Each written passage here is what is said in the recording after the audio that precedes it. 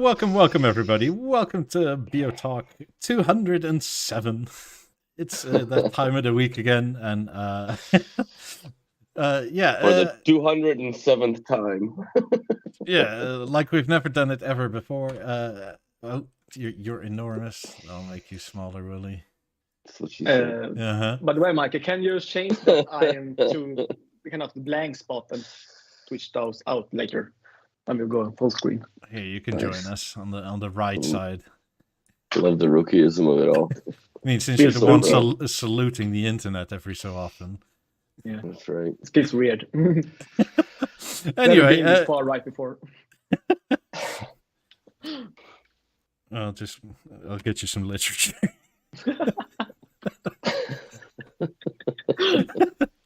Okay, stay on topic if we have one.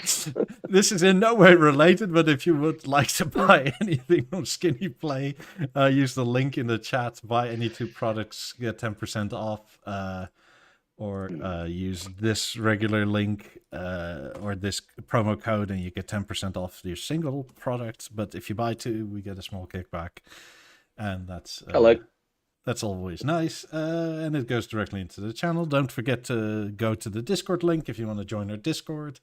It's now 167 people strong, so it's quite a lot, which is nice.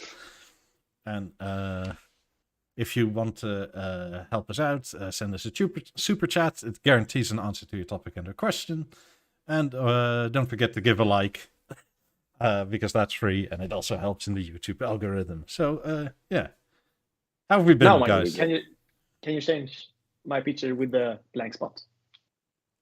Because I have my camera right in front of myself, and I like to see myself. Okay. Eric's OCD's kicking in. You sure is. You gotta make him fucking move everything and shit, dick. What the fuck? Yeah, leave that on over top of his face. There we go. Thank you, Michael. That was a pretty boring week. I didn't really do much. Did a whole bunch of shit in the basement, sorted out. I guess the biggest thing, I fucking did my taxes, man. I got them all submitted. That soon, yeah. I've done my taxes. The fucking that was headache. I got taxes done. I actually got them submitted as well, and I already fucking paid them. The whole thing I did in a week, which is like unprecedented for government. My tax assessment is supposed to be issued out on April 28th. I already paid that one, and I did one for the 2021 because I didn't do 2 years in a row. So I have a refund coming in too. Yeah, which that's gonna be like on their fucking terms, right? So I'll see it in like December of 2075. Where I'm dead. Yeah, but no interest. Yeah, exactly. Yeah, and in the meantime, they printed twice. And whatever $100 they send, it's gonna be worth fuck all. It's gonna be like Dogecoin or something.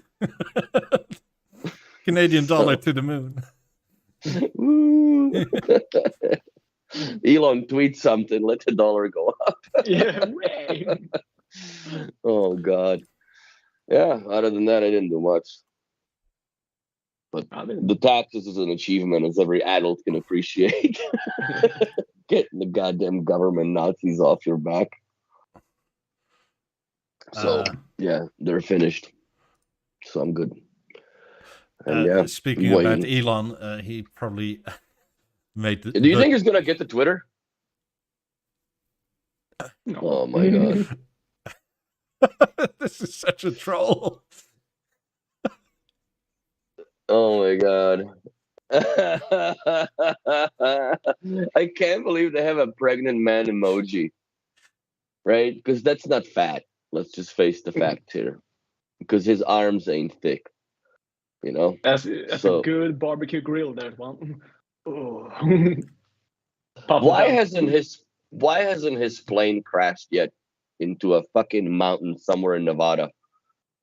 Where not even the scorpions or tumbleweeds roll through.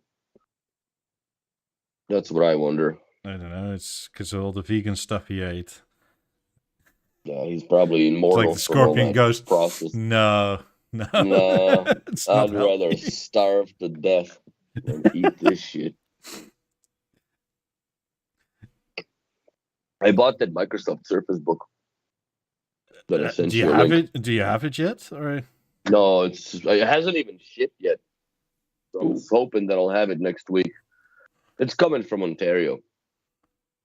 It's a Generation 1 fucking, and it's a refurb. Like, I don't care.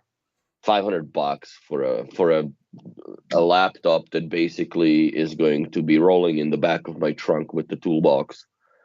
Because I like that Surface that I have is the first Surface It will Pro. do the job, yeah. So. Well, dude, but it's like the charger thing is fucked on it now, so it's falling apart. It has to be constantly plugged in now if I want to do anything. So I'm just trying to like keep it on the freaking machine and alive till I get the Surface so I can migrate all of my clients' fucking network settings that I have from the Ubiquiti, because like that laptop has been around for a good 10 years. And yeah, solid. Well, no, I would say about 7 years I've had the Surface, because there was a gift to me. My buddy just gave me that. He's like, here, dude, like, in fact, I probably will use it more than my daughter, because he bought her a different one. So I'm like, yeah, sure, why not? And I threw it in my toolbox or tool bag that I went through in 201 episode, I guess. And it's serviced, it's updated puck to every single client's TV that I've ever been to. It's done every single BO6 remote that I've ever done. So, and it's slowly going. And I think the reason why it's going, because it's in that toolbox, and you know, when it topples over in the car and like in a trunk, and it gets squished a lot. Yeah, wear and tear, yeah. So like it's gotten to the point where I can't hold the tablet in my hand like this, because the screen just fucking zooms in, like it starts infinitely zooming in, like it's like you're just like pinching it, like I don't know what the fuck, and yeah, it just goes like you know, and all of a sudden you just have like half a letter of your browser on the entire screen. So, you know, Control 0 to zoom it back in. I'm like, okay, no, this is absolutely done deal now. Like, and I just can't afford to have like drive out to fucking Edmonton like I did. Oh, that's what I did. I drove to Edmonton on Tuesday and I misread the fucking weather. And on the way back, dude, it was like the apocalyptic ass snowstorm. Oh my God, dude. Like I was going home, dude, like fucking white knuckles almost glow in the dark, holding on the steering wheel. Like it was absolutely ridiculous. By the time I got from Airdrie to my house in Shepherd, which would be about a 45-minute drive in these conditions, 25 centimeters of snow fell. And which car do you have now to drive? The same. Pardon me? Yeah. It's the same, but it's like within that time, 25 centimeters of snow fell in the north. Like it was fucking, you couldn't see, dude. It was absolutely insane. I barely hobbled it home. Speaking about not being able to see, I just had this up, but B&O posted this apparently on Facebook that they're ready to watch the race. And speaking of marketing that you can't see, they chose a picture of a car that didn't sponsor the B&O logo. It's like, derp, right on, derp, derp, right, derp, derp, derp. Right on, guys. The kind of the intern. That's just so stupid. You know, you have to take the Formula One shot, right? Yeah, I'm on it. Formula One, bang, also. Georgie Googled a freaking image of some sort and threw it up there and said, like, posted hashtag freaking Formula rocks and, you know, B&O with it, whatever. That's just another proof of that. I honestly don't want to get into this topic again, but this is the marketing department. That is the problem. They don't even scrutinize shit at all, to the point where, like, okay, well, does it even have a B&O? Fucking Sharpie one on the goddamn formula, stupid. That's too much work. Well, at least it was a Williams team car, right? Yeah. You could do better with the freaking Microsoft Paint. Also something that was posted on the Discord, this giant ass shape in, I think, is a movie theater. Oh, that's sick. That's cool. I wonder how many tiles of speakers that is. Well, it should be on the limit of 40 at least, right? 44. Yeah. But that you know what though, like at the end of the day, like how good that would sound, really, right? Because it ain't stereo, that's for goddamn sure. That's a wall. Yeah, that's huge. That's at least what, 6 meters tall? I would think so, yeah. If that's the door. I mean, the door is probably 220 or so. Well, shit, those styles look like little chiclets, man, and that's a pretty, like, those are decent size if you think about it, right? Like, you know, if you compare it to like when Henrik sits behind himself, that they are big substantially. That looks so small. Like that's a lot of tiles. I don't want to count that shit. Henrik would be like, this could fit in my living room. I got room in the foyer. A year before this is in his living room or a dining room. I'm honestly waiting to when he finally breaks down and starts putting that shit on the ceiling. Like it's just gonna start creeping up like cancer, you know, like black mold. It's just gonna start going up and over around the windows. For that Atmos experience. That's because he loves just that. Because he can. That's the reason. I said it before. Yeah, that's cool though. The bad thing with shape is that you can't get enough. You will always expand your. You start off. I have 6. I have 8. It's enough for me. This is enough for my room. And no, it would never be. You buy 2 more. You have 20, then you have 30. Yeah, you will have 44 in the end of it. Get 2 more. Yeah, 2 more. I need to adjust. I have to have the dampenings 2 tiles. That's right. I need one speaker to enhance it. Yeah, I'll probably once I get to Florida, I'll probably buy a couple more tiles. Just buy the 50s and it will be good enough. Same money. I got 90s. How many or how much is 40? But they're not connected to anything. No. What? Oh, the 90s are going to be an issue for sure. Yeah, well, they won't be there for long. That's fine. No. Yeah, believe that. I love your optimism. I appreciate it. But you're not getting these speakers, bro. Did you ever say? I'll have a say. You'll be in some weird crocodile accident in Florida. Oh, you know, we're alligator. Fall off the fucking helicopter, right? I don't know what happened, Christopher. He wasn't wearing a seatbelt and shit. Yeah. Well, Florida, the sheriff just said homeowners should save the taxpayers some money and shoot intruders. Mysteriously, they've missed all the speakers. Yes. But the guy didn't make it. And they'll be like, good enough for us. Right on. So, yeah, but they're definitely a logistical headache. I still think about it like, man, like wherever I move, if it's not a house, it's going to be a disaster logistically, like to get them in the apartment. Because, you know, it's like when you move in, like you want to be like the nice guy, right? And you don't necessarily do that with bringing fucking 2 fridges through the front door and shit. Like, what are these? These are speakers. Oh, Christ. You know what I mean? I have storage for you. They're Andrew huge. Robinson's latest video on his new home. And his kind of adjustment on the wall behind the speakers that he's now done. Because it is a new room. Oh, yeah. Kind of open space for it.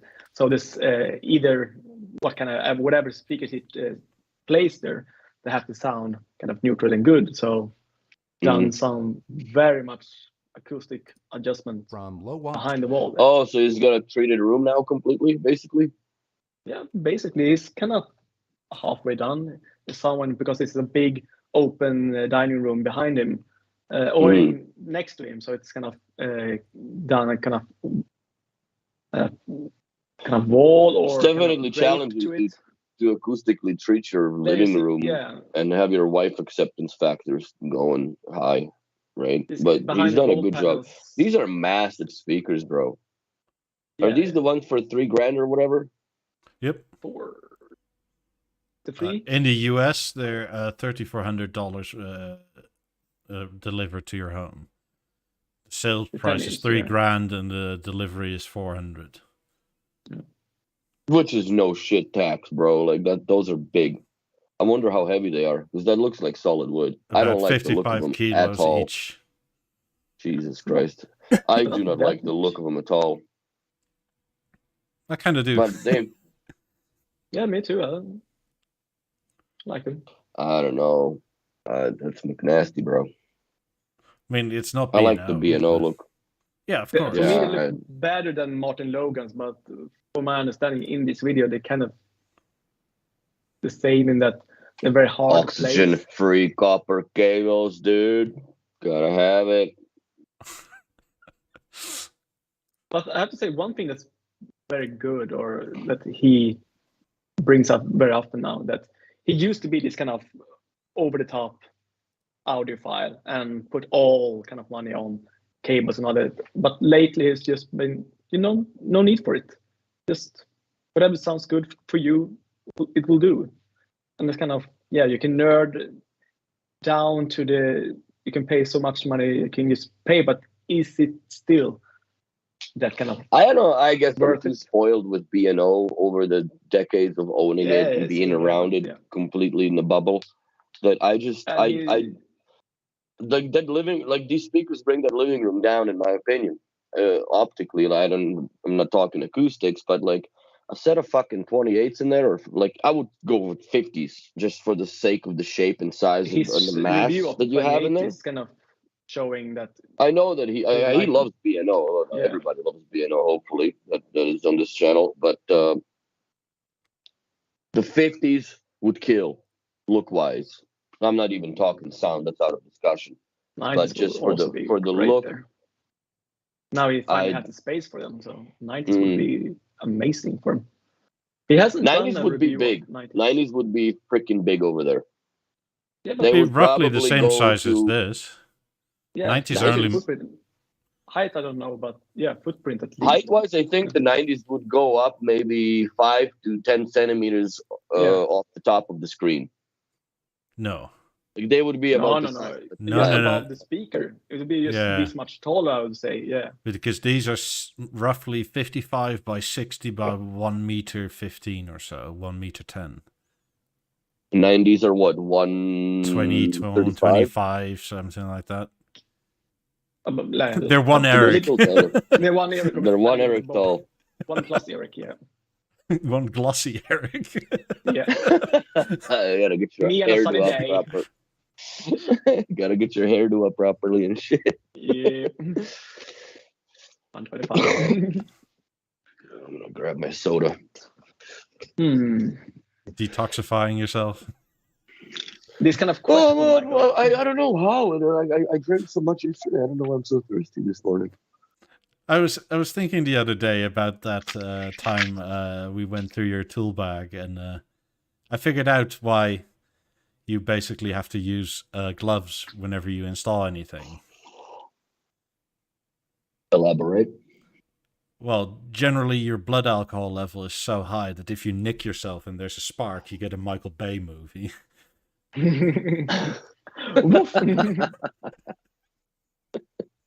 Sheep, not again. No, you know what? I dislike when people leave their sweaty handprints on shit. Oh. For more grip. Dude, oh man, my buddy. I had experience with that. So the old installer of the B&O, like, it's a good friend of mine, and they just called him acid hands because he had, I don't know, like, what did it call? Hyperhydroxia. So somebody had sweaty feet. He had sweaty fucking mitts, man, and like literally, like it would pour down his arms, like it would be that bad. That's a condition, right? That is a condition. Yeah, he had like Botox shots or something to stop it for a while, and then it worked, and then it didn't. But yeah, dude, like him fucking working on 8,000 is like literally me having like just like shower drenched wet hands and like handle the product, but it's not water, it's sweat, so it just always stays. Oh my god. And he would never wear gloves. I'm like, bro, like you need to like glove up. I don't give a shit if they fill up like freaking water boots, but you gotta do that. Bring a pair, yeah. Cast iron pan. Yeah. Fucking sear. That's it. But I mean, but I do like his approach, specifically Andrew Robinson, in that I've been trying to do that from the start. Like whatever you have, as long as it sounds good to you, it's good enough, right? Like there's no point in buying stuff for cloud. No, Exactly. He did It's very definitely. neutral in his reviews. Kind of honest in that sense. He doesn't like a product just because it's expensive, just because it's some kind of brand. Well, but I think the difference is also like if you're sponsored by someone, you kind of are obligated to bullshit, right? Yeah, you have to say the nice things because you're sponsored by these people. It's like, you're not going to shit in your own bed. So it's I think it's much more honest for people like himself that, like he gets the stuff, but he's honest about it. Yeah, but most of us, does favor a kind of certain brand, or just because, something that you grew up with, or just you like more design wise or sound wise that you're kind of more familiar with, but still to try another brand and still say, yeah, it sounds better. Are you or secretly trying to turn it into a Bowers and Wilkins stream again? No. Some happening. What is this that we're looking at right now? Again. This is a Lin, what is it, P12 record player from Sandeep. Oh, it's okay. And it's supposedly one of the best record players out there currently on the market. And Lin LP12 and Nerds. But that's kind of like everybody that ever owned Lin, they always say it's the best ever. But maybe it is. Maybe it's pretty much the case in the whole reviewer world that this is like up there. And this is even the people that don't. But it's one of those. If I like the wood. I like the design of it. I have to say that. I that's one thing that I don't know about these. It makes it look like cheap wood floor to me. No, I like the design of it because. Sorry, Sandy. Well, you sold it, so fuck it anyways. But I can always balance it up because I think I like the design of it. The kind of slats or ribs to it. It makes it more interesting in just kind of. So what's the motor in it? Is it levitating or magnet? Like, is it direct drive? What is this? What's so good about this thing? I think it's mostly the whole combination of parts and everything. It's probably not direct drive. It's probably belt driven, but it's probably the motor that is quite consistent. No vibrations. Which you would think is an easy thing to do nowadays, but it turns out it's not all that easy. And well, you probably have to have a voltage regulating, like a bank of capacitors, I guess, right? To keep, like, if there's a dip in the power, then the motor doesn't slow down, I guess, right? Or whatever. Yeah. Like, I don't know. Is it quartz driven or some bullshit? But for me, it looks very premium. I can't say it looks cheap at all compared to. I mean, no, I'm not saying it looks cheap. I'm not sure about those ridges in the wood. Big aluminium slat of where the turntable is just solid, and also the tone arm. That's cool that it matches the smoked oak lamellas. Yeah, but can see now. Like, yeah, I can see the slats with the like 18s, and yeah, I can see that now. But this again is something because B&O is way too late to the party that this could have been their money.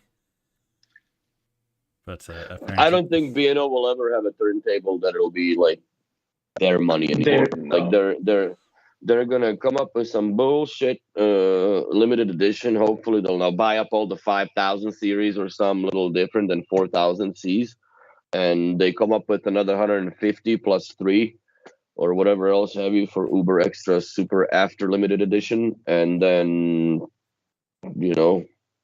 that would be it. I don't think that the soul stirring edition. Fudge. Like, I think honestly, like, whoever is at the helm of this thing, he should be a turntable fan. It's the only, like, you gotta have at least like 4 or 5 of these goons at the top that like vinyl to be like, bro, we gotta fucking do something.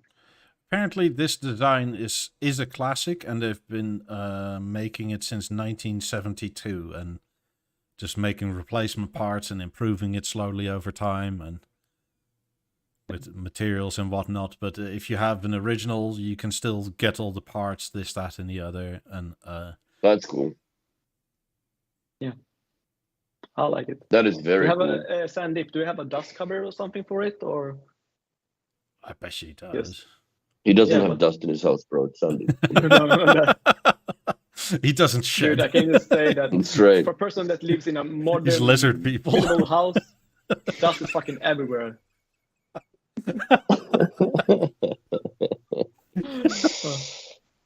Every so often you just find a peel. Dog equals dust. Yeah, Dog yeah. equals hair too. I don't know. I guess your dog doesn't shed as much. We talked about that. But still, it's one of those hypoallergenic dogs or hypofilter dogs, whatever. I mean, look at this picture. This is just amazing with that kind of. Yeah, I like this a lot. I wish Yeah. B&O kind of either never stopped making biograms or just started, but like preferably 5 years ago. Because there was no real reason to ever stop making them. I mean, maybe all the different variants, but they could have kept making one. Well, I honestly Turntables, think that right. like if let's look at the 90s, like once the CD came out and the digital era was introduced for real into consumer world, all the analog shit was done for, man. Like if you think Yeah. about it, the Vinyl was so dead. the instantaneous. Yeah. I want to listen to the 7th track on this disc. Just fucking tick, tick, tick, tick, tick, tick, and the 7th track comes on, right? Where It was such a, you'd have to it was such a leap rewind. between the CDs and It was vinyl. immense, right? Yeah. And then like Sony fucked it up with the minidisc because I think that would have been a very, very good replacement for that entire media altogether, and we would probably still rock Year 1999. minidiscs. Yeah, Yeah. like I think we would still rock the minidiscs because they were unscratchable, basically a more or less a destruction proof, right? But expensive. They were expensive, but then again, they were re-recordable. So you could buy a minidisc and record on 115 times over, and it doesn't degrade like the tape would. And Yeah, because the worst thing I was remember, to make the CDs portable. That wasn't good enough. But like when I first moved to Canada, like when I went to HMV, the only place that fucking carried vinyl was like HMV in Edmonton, which was a 2-story, I would say, 8,000 square foot super fucking music store, right? Like they obviously had a tape section, they had a vinyl section that had CDs galore, VCRs, DVDs, because the Blu-rays weren't invented yet, and like they had all this shit in Calgary. That wasn't really that big of a store, but they had like a little tiny, puny little freaking vinyl section. Now you go to fucking London Drugs and you have like there's an aisle of just vinyl. Right? But that wasn't existence. So B&O, I think that they just figured with all their never-ending wisdom, they're like, you know what, fuck it, this era's done. We're like, we're going digital. And their like, kind of customers wasn't into vinyls that long because I don't CDs think just, that was the fact. I think that because it wasn't that much of an audiophile true era. Well, but B&O was never really considered to be an audiophile. Like the first time ever that I think that they've entered the realm of audiophilism was with the 90s. That's when they actually like, fuck you, we're gonna make speakers that'll blow everything out of the goddamn water no matter what. I don't think but the before fives that, even, but yeah. But before that, no, I don't think the fives were audiophile. They don't have the precision imaging. They have the acoustic lenses. They disperse too much. But compared now, but back in the day, that technology was the super high-end technology that bounced. Well, so was the 90s tech is still super high-end if you compare to what the fuck is in regular conventional speakers. Budget version, but yeah, I still think the fives were. But they were never really audiophile considered brand, and No. they never sold themselves that way. And I think that once the digital era had come in, they figured, well, shit, what's the point of having all this analog crap? Where they went for the BO5. The CDs are coming out now, so now we're going to introduce the CDs, and slowly that everything that just fades away. Like the last thing that stayed with B&O was tape recorders more than the turntables did. Yeah, because the 2400 BEO system is a fucking tape deck. But the turntables back then were already done for in the mid 90s. Correct me if I'm wrong. But No, I don't think you're wrong, but they were done for like 5 to 8 years or something. But the people that liked it still liked them and wanted to buy them. But the last, Well, And no, as but I'm soon as saying, we like, basically hit the 94. millennium, the whole vinyl thing came back again. it exploded. But the last For me, I'm vinyl just was trying to like, understand their logic. Like, where did they come from with the idea and a decision to just like, let's X-nay on the Ouye and just we're gonna not make those anymore. But not let alone that. The decision was made to destroy or get rid of whatever the hell they did with all of the blueprints, that all the work that they had on it. If that's true, then I just don't understand why would they do that. Only, I guess, out of the fear of Japs taking over or getting a hold of their tech, right? Because Japanese, like, there was a big war between Euros and Electronics, Japs with the yeah. fucking electronics, right? So, and then again, like, you open a BO4 and it's made in Japan board. So yeah, and the old Avant TVs was Philips CRTs, right? yeah, Yeah. but that's like, oh, you buy an overpriced Philips TV. Well, fuck you, man. It's not about the goddamn Philips doesn't CRT really, yeah. panel just itself. Like, it's about the processing. Tell me which TV back in the 90s or mid 90s had a goofy ass little ding dong dome on the top of itself and would measure the room 60 times a fucking second. None. Yeah, exactly. Yeah. But that's never been considered, right? And people don't really see that way, I guess. Like, people that get introduced into the B&O TVs, once they understand what the hell is inside these things, they're like, holy shit, like, this makes complete sense.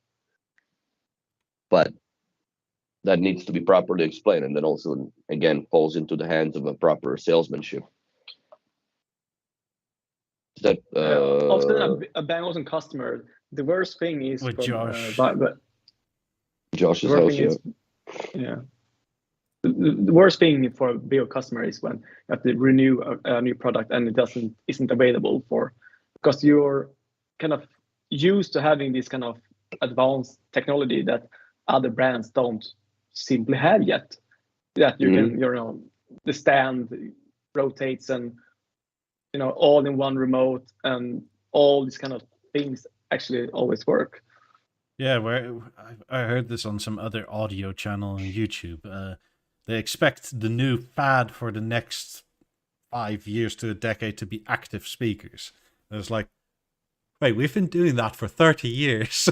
Yeah. Like, how is this new? Yeah. that's to me, that's an irony of it all, right? I mean, B&O was always way too far ahead of the curve to their own detriment sometimes. Yes. Yeah, and they have done, motor room since like the 80s or 70s even. So, but if you look on the Beogram section on the Discord, there's still so much interest for vinyl. Yeah. I don't know. I think partially why they gave up on it is because they decided that everything had to have its own spin-off. Like, when they sold record players, they almost had, 2 or 3 different ones on offer, more or less? They have 2 at the end, right? Yeah, and they would just need one right now. That's all they would need. Have one in the portfolio that, I don't know, get a fucking digital drive motor or some that is super precisely accurate, because I know like B&O would be very anal about how it works. Put some sick ass suspension in it like you did from the yesteryears, like suspend the whole bloody thing and make it sexy. Motorize the fucking dust cover, just where it opens quietly as you approach it, type of thing. Or you can just press a button and it opens up, and have one of those door sensors where you go like that and it opens. Yeah, like on the BeoSound 4 or 3200 or any. Yeah, you've done them before, B&O. It's a few infrared LEDs and sensors. So. Design reminiscent to the back, yeah. But I think that would be something that, that's too late. That would work. I mean, this stuff is so old, yet still looks so modern in the vinyl world, which is kind of crazy. There's really very little that matches the looks, but how simple that is and what it does, it's insane. And if you looked at the video where Jakob Jensen talks about the designing of this product, it's kind of, revolutionary when he actually took a turntable and with so few kind of means to it, just the kind of, the slabs in so it doesn't rubberize band to it, and also the two tone arm, one with the sensor, one with the pickup. It's just so I easy. love the black edition. Fuck, that I would get. Honestly, I no point why, but I would get the black. I had the entire 5500 system in white. That's also very sexy. Actually, that's what I traded for the Lab Ones, more or less. So, do you think that was a good trade? Well, there is a Piano Black 7000 series, That's mint condition 5500 stack, all 4 pieces with the remote for the set of mint condition Lab Ones. It's roughly fair if nobody had to pay anything for it. No, nobody pays shit. The worst thing now on the second-hand market is that the whole kind of the system where the cassette deck, the amp, and all these kind of forced the system, 7000, the 6500, and the 5500. All this has been kind of sold in parts now because of everyone just want the record player. Mm-hmm. Here anyway, the whole stack is still the most valuable, the matching stack. Often here it's just a 3-part, or the only 2-part or 3-part. Never the record player, or that's just sold separately, almost always, sadly. Because I think you have to have everything, especially that master control panel. That's amazing. I love that big. It's a fucking pain in the ass. I'm still annoyed that your record player came here so broken because it was so nice, but yeah. And the worst thing is also when users have, when they store this system, they put the master control on the dust cover, and the dust cover is just. If people want Leo to make dust covers for the 55, 65, and 7000 series and whatnot, we can pester him. We just need to let him know that there's enough demand for it. There's another company that does. Dust cover in kind of plexi. You can do it in green, red, yellow. Or it's kind of dust, kind of grayish. Or that's fucking eccentric, man. Like, what you gonna get a fluorescent yellow ass cover on your turntable? That looks so dumb. But I'd rather support a friend. Yeah. That's Mikey's picture. Yeah, that looks familiar. I mean, I was playing records again yesterday, and it's always good fun. I know it's antiquated, but there's something about the whole process of it all. That's what I like when I have. The reason why I bought an old Bang Olufsen record player, not Project or something new, was that because the old ones are still pretty good, but also to have this old Bang Olufsen with the new speakers, and just the old and the new, it just works, and it's just so cool to see that.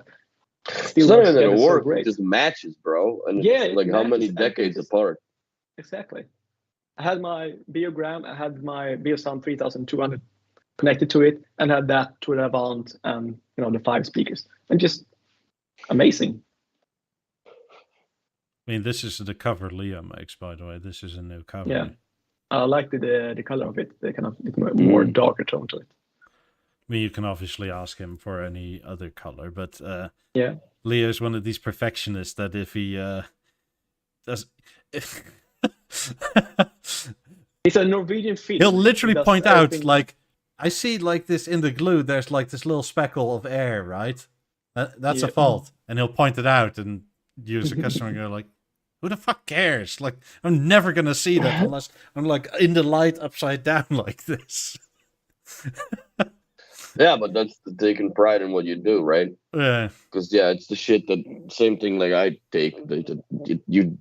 Most of the stuff that I do, people never look at or see, right? Because it's behind the TV, or it's in the rack, or it's in the freaking stack, or cans, and like they don't see that. But I know it's done right, and I don't say that anymore, but I used to say that when I get hit by a truck and fucking somebody else come after me, then I don't have to be embarrassed. But I already checked that fucking box, so now I don't say anymore that I get hit by a truck. Because sometimes you gotta be careful what you put out there. But yeah, I think we should pester Leo into starting rounds of covers for the 5500, etc., the 6500, 7000 series. Because, like what you said, they're all bent because everybody put that stupid control panel on top. Yeah, and storage. Yeah. Not even the storage. Like mine is bent too because the dude kept putting it back on as soon. Like play the record right, set the volume correctly, and then put it back on top while it was playing. So it always sat on there. Oh man! Because for me, most of them just took this old stereo, put it in the storage, and where to put the master control, and just put it up, and it stood there for like 10, 15 years before. Yeah, but yeah, maybe dumb users did that. Yeah, well, it is what it is. Yeah. Speaking of the other way around, where the B&O goes on top, go and follow Anders on Instagram. Anders got that holder nice. I like it. Well, it's always better when there's. I'll get you larger. Somebody else got a holder too. Look at you, got your little rubber nipples on the bottom of it already. 4 of them. I know. I like it.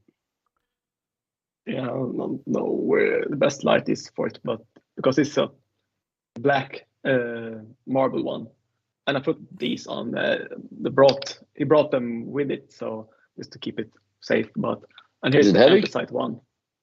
Yeah, it's a little bit heavier than the BO4. Good. That actually means it won't move. yeah, because since you have this remote, the BO4 you can always kill an intruder. You can't with these. You can throw it like a throwing star, but now you have something hefty you can defend yourself. Fuck. Now it's just bam. You can throw the remote and then beat them with the fucking rock. I really like the solid.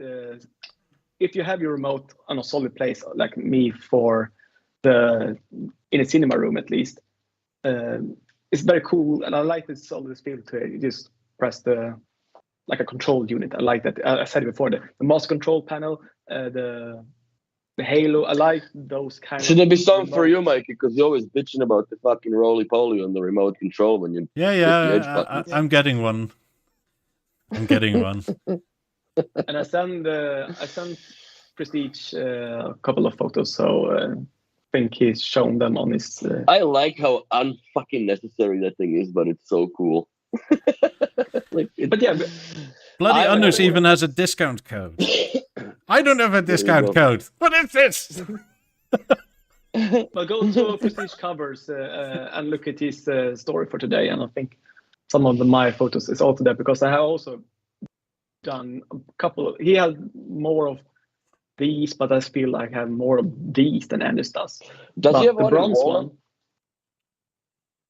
It's supposed to kind of not know the Prestige. color. Do you have that in walnut? Because it's so put me on. Brown tone to it.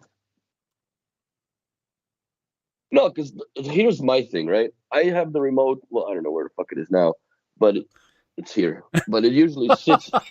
It usually sits on the nightstand, right? Yeah. So I would like to have that, so then I don't have this shit scratching the nightstand walnut, because then it can just sit in one of those cradle things. I just don't know if I want it made out of rock or wood. Yeah, ask him. I thought he had something more on the way to go, but I don't know. If it was walnut, then like. Well, Mikey, go to Prestige Covers and look at his page for today, and maybe his story for today. Yes, I'm going. Rapido. Marble and aluminium. Yeah. Aluminium would look cool. Yeah. Good matching. Yeah. I bet you this is not that easy to carve like in a shape like this without cracking it. Just doing it with the fucking Swiss Army knife over a campfire.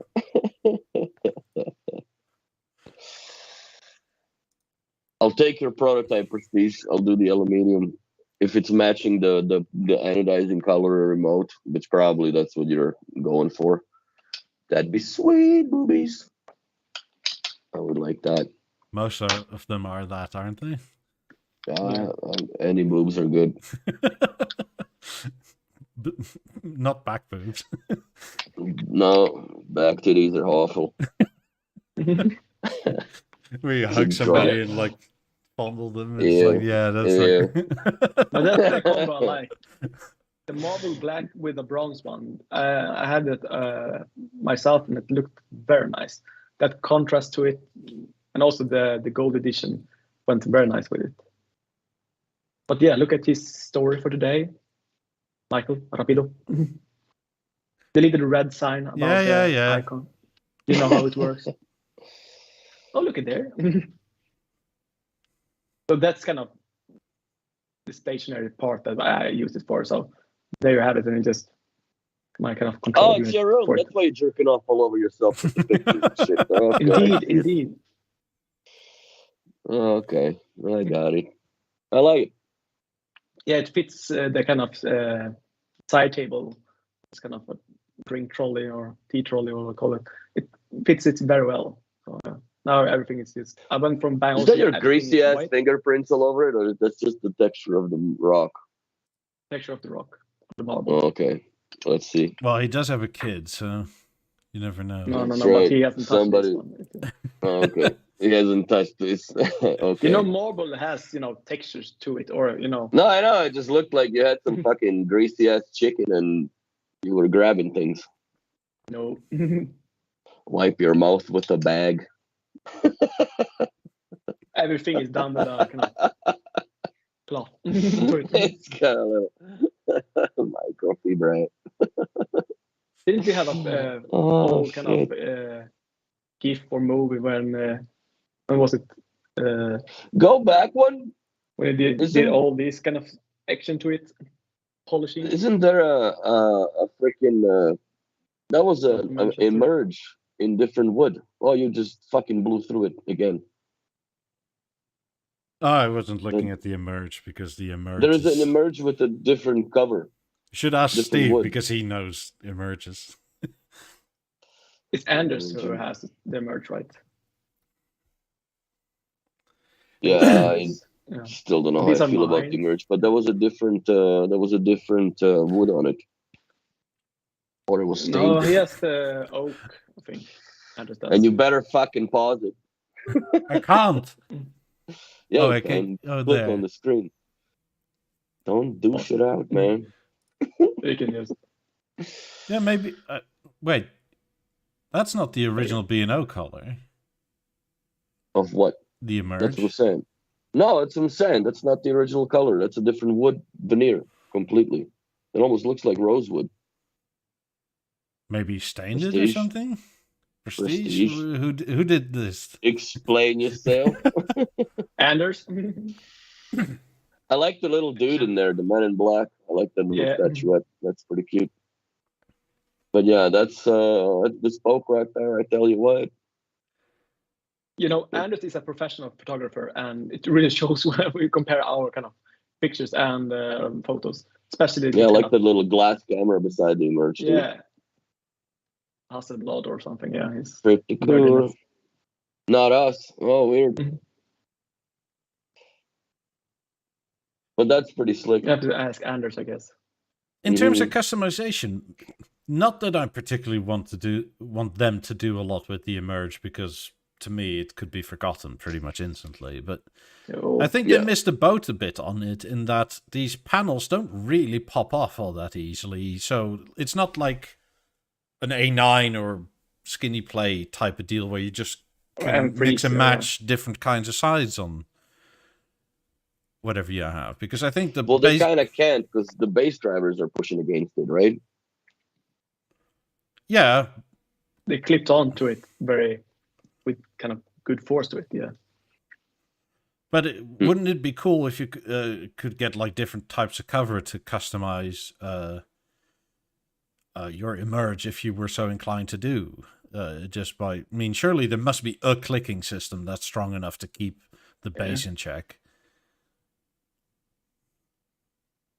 How fucking thick would you have to make it so it don't snap while you're putting it on? Yeah, maybe. You know? As long as you make it flush with the But bass, I guess the it's one fine. for the level is also just sort of push pinned in. But I think Prestige or Anders has this picture and this photo at his regular, what do you call it? Not his story, but the regular photos. Yes. I'll go back. Yes, sir. Yeah. Come on. I think both What are you Anders looking at? and Prestige. Maybe just not a single one, but as a.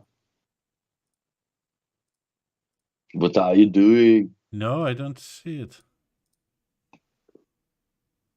What are you talking about? There's no emerge in any of the other pictures. Just a little bit there. But it's not the same aspect ratio. As in Prestige first photo, yes, on his. Yeah, there we go. And it's just a little bit more zoomed in. So here you can see the texture of the emerge a little bit closer. So you can see it's not. Doesn't it look kind of the same, but just darker, maybe in shade? Or is it? Yeah. I think it's a different freaking wood, man. Because or different staining, or I don't know, something, but that's too dark. Because the B&O one is quite light. It's right light oak. Like, what is it? Smoked oak, maybe? That. Yeah, maybe. Yeah, Christian says it could maybe be the color grading in the picture used. Maybe. But we'll do something that is not my favorite at all to do. We'll go find an emerge on the B&O website. Buy you one. I'm less of a hater than than Henrik is. Yeah. The fuck are you typing for so long? I can hear every click. Terrible. Wonderful with tech. But it does look a bit darker. Yeah, I don't think it's the same wood, man. Even the grain is different. I personally.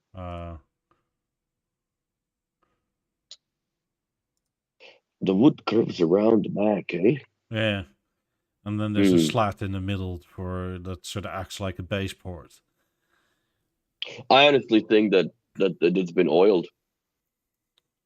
Just to darken it up. I just been asked Anders, so see if he answers. He just liked rubbing his wood for an afternoon. It's a random ass fucking message that comes in at 9 o'clock at night.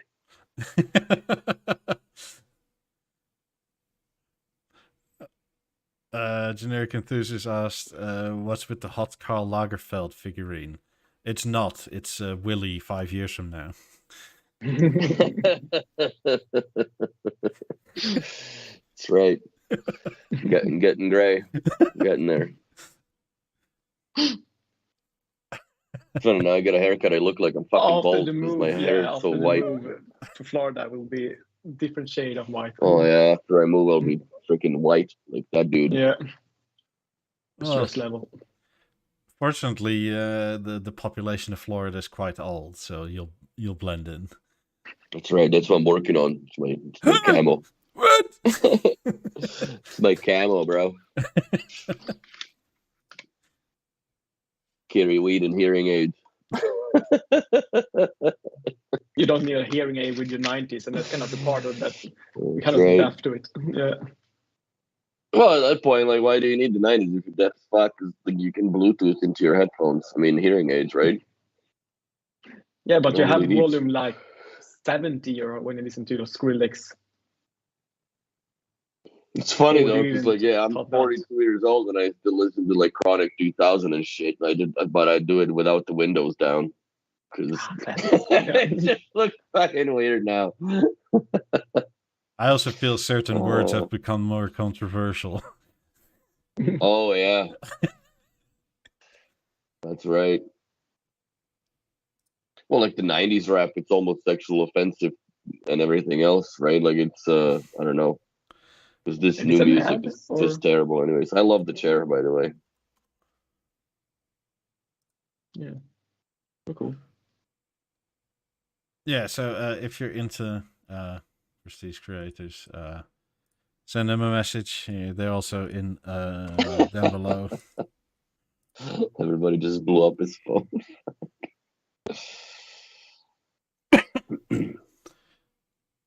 That's sweet.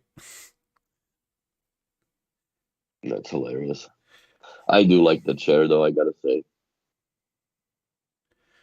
Very it's not the, Scandi. yeah. Yeah. It reminds me of the scissor chair, but this is a little different. There's The so scissor many chair is weird kind to of. sit in because it's too concave and you sit like it feels like you're pushing your freaking shoulders together. There is another one that's super cool design to it that's just very classic and also has kind of a finish to it that looks more American design rather than Danish design to it. And I think it will look very good in your Florida home. I will say I can send you a link later. Amazing cool chair. I like that kind of not It's not a better, kind of the not a better comfortable third chair than chair, but Eames still, chair. but Eames you chair still is you can good have for Florida. outside. That's kind of cool. Mm. Well, fuck! Look, if you got everything covered with the screens and stuff like and it's shaded, I'd have my Eames chair outside. Probably enjoy it the most there because I'd be smoking cigars out. Yeah. Good times. What are you doing? Like But somebody I attacking you and you're ducking? Yeah.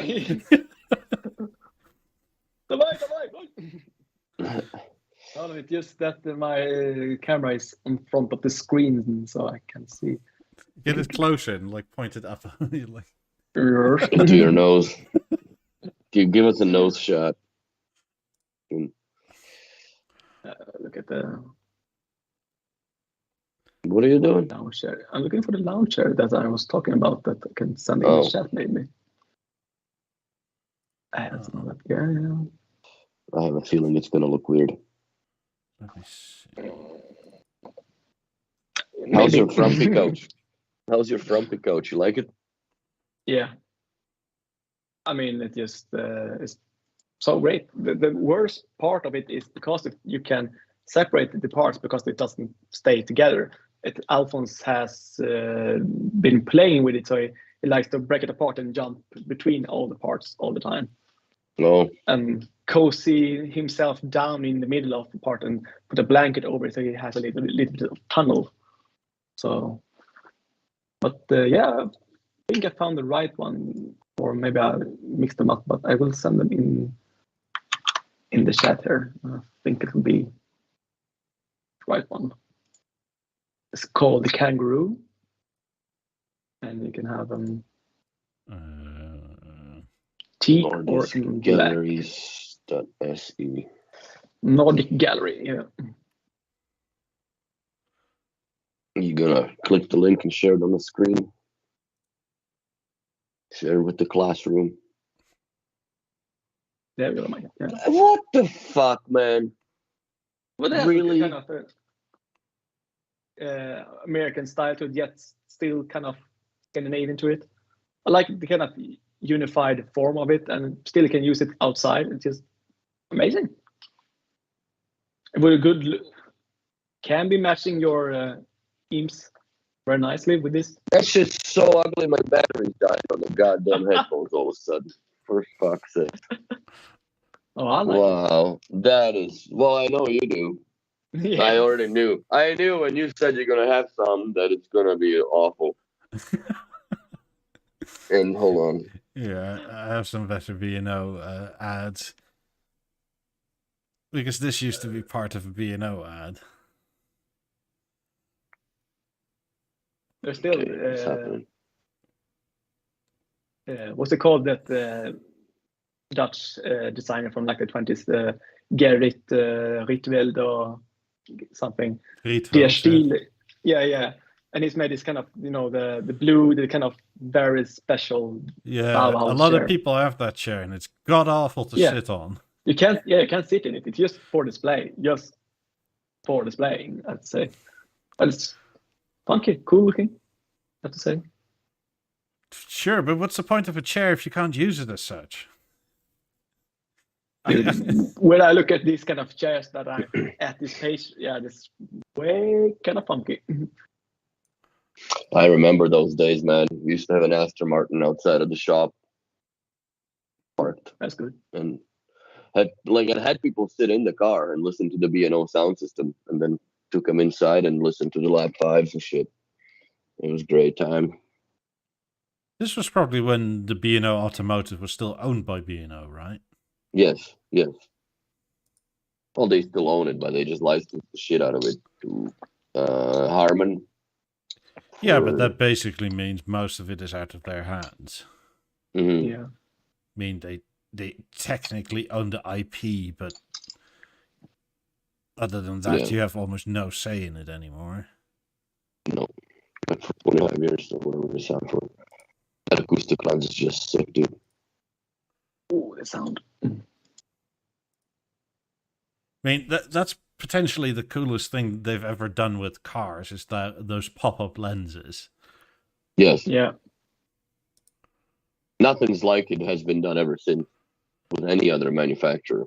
Nobody does cool shit like this. I mean, even the Burmeister, it's just bigger grills, really. But Burmeister in the latest Mercedes cars, instead of popping up, they're kind of, twisting themselves around so they come out. So it's just this kind of action from the A pillar, I would say.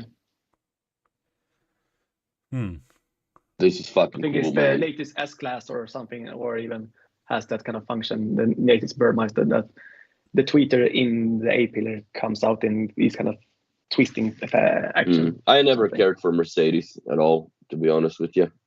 The S-Class and E-Class, sure. Any class. There's no class for me the Mercedes have. I just don't like them. And now they're like they're taxis, just too they're too fucking just Grand Theft Auto looking cars. Like they're just too round and goofy looking. I don't like it. And the whole interior is gay. And you have the freaking the shift stick is where the fucking wipers are on normal cars. What is wrong with you people? I just don't like it. And then also the seat adjustment flashy. Is on the door. Why would you have a seat adjustment on the door, not on the goddamn seat? Because of the luxury of doing it like that. That goes back to heritage and stuff. But for me, it's just stubborn is what that is. It's just getting worse and worse.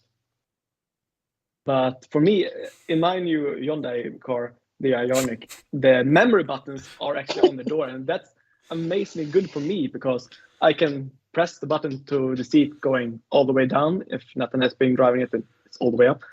I have to have as low as possible to make it easier for me to get in. I just press the button. It's just take the door. When I have the door with the thumb, I just press my regular seat positioning, and just when I close the door, that's kind of saying clook. So yeah, but I don't disagree. Like I understand that in Audi the door settings, the seat settings are on the door for driver and passenger, but the adjustment is down here where you can actually feel what you're adjusting. I don't know. I'm not a Mercedes hater, especially the old, or not old, but the latest generations of E-Class and S-Class and all that. You saw the kind of the headrest was made in kind of a little icon, or what you call so you felt it when you moved it. Now everything is touch haptic. So, but otherwise, I think it's cool and good. I don't know. I like the Audi's interior. It's much simpler. This is old as fuck. This is what 2000 probably 11 edition. It's still Yeah, an something old like ass that. MMI. That's old school. This is very old. But everything else still Tiptronic. passes. The This what is is? a manual, but everything else still passes. I said. Like the terms of the Yeah. dials, it's still fairly modern. The dash shape still works. Yeah. Yeah. I mean, I prefer these sorts of buttons over that new haptic feedback nonsense. Same here. Yeah. I don't mind the buttons. I do actually. I like it a lot. With Audi with the haptic. I like it more because you can just one wipe and clean it. Where you get all this shit that gets in between the buttons, like to detail the car. Like it's a lot more dust and crap that gets inside the busy of buttonage in a middle console than having a freaking screen. And you literally have what, two dials? One is to power up the audio system and volume knob, and the other one on the other side was the start button. That was it. So one day I'll have a freaking convertible Audi. But I'll probably get an A3 convertible, not the A5. And I would get For the me to pillars. have a 5-seater German convertible, that's just too much 30s and 40s for me. That's not good ringing for me. Michael gets it. There's too much. Wait, would you rather have a Citroen then? Because those were quite common at the time as well. Yeah. Gross. The General. Citroen. Jesus I would Lord. love a Citroen. I would love C5, the C6, even the older DS version, the CX, all this kind of pneumatic suspension. Those kind of cool cars. For me, it's just amazing. The worst thing is the old ones, kind of, if you want a retro car or something, they're all rusted away. And the newer cars, it's kind of bland. Not that special. The C6 maybe will be a future classic, but I don't know. Was it the C6 or was it the C5 with that concave rear window? I think both, or just C5 on the sedan had the concave. Yeah, because they also had the pneumatic suspension, and it's Yeah, just all. Yeah. I like in Audis, like the convertibles, they have 3 microphones in the seat belts. So when you pull the microphone, pull the seat belt over your shoulder, then you have 1, 2, 3. They go. Yeah, but So once you live in Florida for like 10 years, you'll become American size, and then they're like here. No, I don't think that's a threat that I'm worried about, that I'm gonna get fucking American. Though it's insane, though the amount of food like they serve in the restaurants when I was there was just insane, dude. You don't need to eat it all. That's kind of what. Well, I don't, but it's just like, why the fuck am I throwing half the plate away, right? Because I'm not taking it home. Like I'm not gonna do that. You know, would you like to bag it up? Yeah, can I take it home so I can throw it out in my garbage? No, fucking take it out here and throw it in yours, dude. I'm not taking this home and have a fridge smell like shit, open it up tomorrow, and what, I'm going to eat that? No, I'm not going to fucking eat that. I don't do leftovers. I don't even eat, like, cold pizza to me is disgusting. I don't understand people pull that shit out of the fridge and eat that like it's, I just can't deal. It depends on what type of pizza it is, really. Doesn't matter. Can't do it. Deep dish is not so bad. I don't even eat the reheated one. This is old school Audi A8. Yeah, this is very old school. Does the current B&O car system still have these pop-up lenses? Yeah. Yes. Oh. The exclusive. They don't look like fucking Lap 3s stolen from, but they definitely are sleeker and stuff. Like, upwards of A6, A7, A8, Q7, and Q8. Yeah. Have them. So you can't get them on the Q5 or something? No, sir. Damn it. Well, I guess I'll buy an older car then. You can get them in the A5 and the A6 Avant. You can get them in the A5. There's none that they don't come in the A5. It's just the A7 then. A6 is when you can buy the advanced acoustic package. All right, yeah. But the Q5 and all that smaller cars, what we call it, even the A4. Yeah, that doesn't have that. You can buy the Technic one with the B&O sound system in them. The difference is quite amazing, actually, because you go from averaging about 725 to 750 watts to 1925 watts for the advanced acoustic package. From build up 18s with a woofer and having like 50s and something like that in your car. Well, yeah, like you have fucking active noise. You have active noise compensation in the car, right? You have 4 microphones inside the ceiling. If or you the listen to podcast headliner. or music, sometimes you have the Technic or the regular one. If you really like music and they have an A8. Christian when he was younger. That's right. Still had his hair. Yeah, that was kind of the joke. I like it. It's insane how they how those grills when he was younger. There you go. But it's insane how they more or less like that inspired the in-ceiling speaker grills, if you think about it, with the pattern, except that now that it's not holes in that pattern, but it's lines in the pattern. But those were more or less the same. Something that I really like is the new the Bantica, because it's in the Audi or Volkswagen group. You can still have Bang & Olufsen sound system to it, yet it's not the highest quality sound system. So it is kind of the cheap one. You have the original Bentley sound system, then you have the Bang & Olufsen, then you have the name or what they call the name. But yeah, the Bang & Olufsen is just the cheap one. Still pretty Wouldn't impressive, you almost say that even in car audio, B&O pioneered these sorts of grills, because the name and the Burmeister and whatever also have these sort of aluminium covers now. Yeah, but that started showing up after B&O introduced it in the A8. Yeah, I think so too. Yeah, I think so too. I mean, it's just, I don't know, coming back to where B&O is just too early sometimes. It seems like their great idea got stolen again by bigger brands.